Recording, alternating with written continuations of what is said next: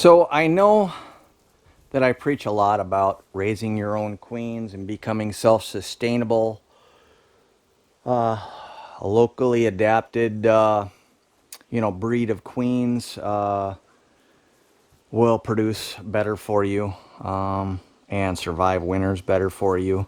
I am still a proponent of that, breeding from successful overwintered stock, the ones that come through very, very healthy and build up very, very quickly in the springtime. Great to breed from.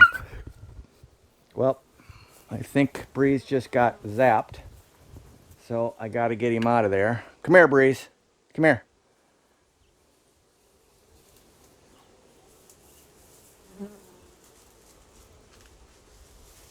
Come on. Stay out of there. Okay. You learned your lesson. It's okay. I think he just got zapped. Uh, that was unfortunate. Wasn't paying attention. I'm still a big proponent of raising your own queens or using a locally adapted breed of bee, mutt as it were. Carniolans seem to work well for my area, but it might be different from where you are. But I have to admit one thing, that raising queens, grafting queens is not for the faint of heart. It takes a lot of resources of bees, and it takes a lot of time and effort on the beekeeper's part to raise your own queens.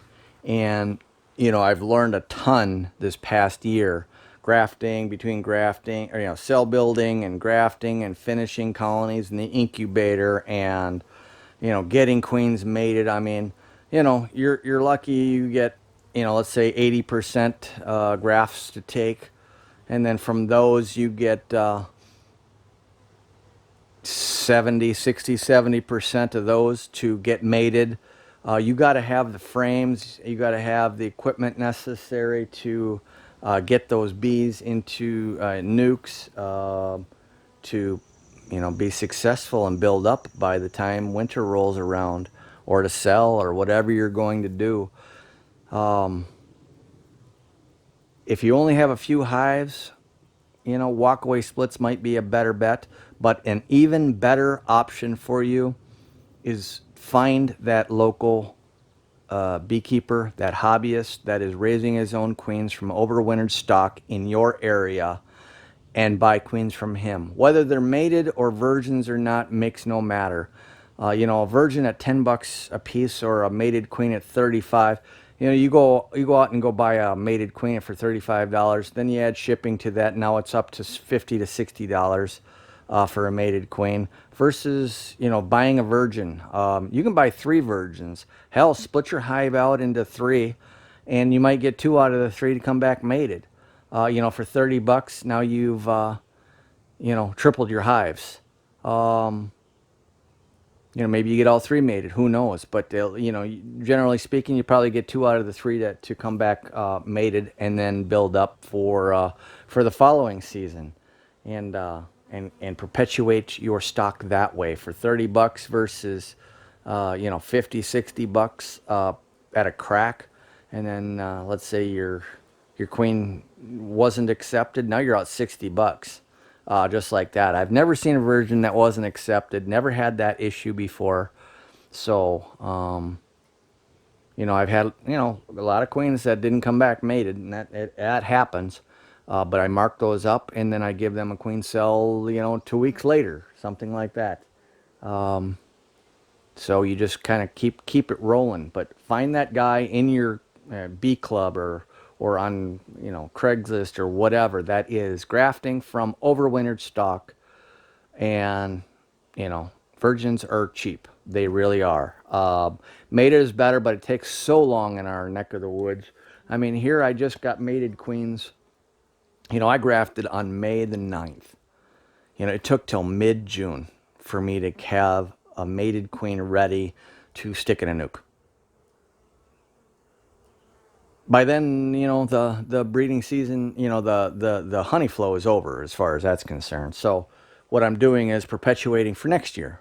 That's essentially what I do. I want two times more hives going into winter than I need coming back, at least two times. And then whatever survives, I sell half of that with an overwintered queen, and then I continue on and I can do this. But it is a ton of work. It is a lot. I'm not gonna lie. I underestimated how much effort was involved in creating your cell builder and maintaining that, and grafting day and switching it, and just it just is a lot of work, and it's a lot of steps. And if you make a mistake grafting queens in your queen rearing,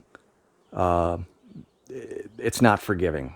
You will fail. And trust me, I have hit that moniker several times doing this, but I just keep plugging along. And, now I'm starting to really get the hang of it. And it's coming a little bit easier, but it's still a lot of work. It takes up all my weekends. But it's kind of a labor of love, I guess you could say. Labor of love until it's not any fun anymore. That's really what it boils down to. But so, like I said, you know, the and what's really startling actually is the amount of people that I ran into that don't know what to do with a virgin queen. That really I didn't understand, or I didn't understand how many people, because most of what you're selling to is novices, don't know what to do with a virgin, don't know how to introduce it. All they hear about is mated queens, and, well, what do I do with this, and how long does it take? Yeah, you can go buy a mated queen and she'll start laying within 4 or 5 days. Absolutely. And if you have just lost your queen in mid-May or end of May, and you need a queen like right now to, get your hive back on track so you can take advantage of the honey flow, mated queen is the way to go. But if you're just doing splits and you're perpetuating, and you want to make a few splits so you have some hives going into winter, so that you can double the odds of having bees when you come out of winter, then a virgin queen is really the best option, cheapest option, best option. You're going to get locally adapted queens, which that's number one, is going to give you a head start for winter survival. Of course, you have to have them healthy going in. You have to feed them right going in, and you build them up right going in. But it's a first step, and it's a good step to take. I'm just really surprised at some of my queens at how they're building up. Absolutely fantastic. So real happy about that, and marching on.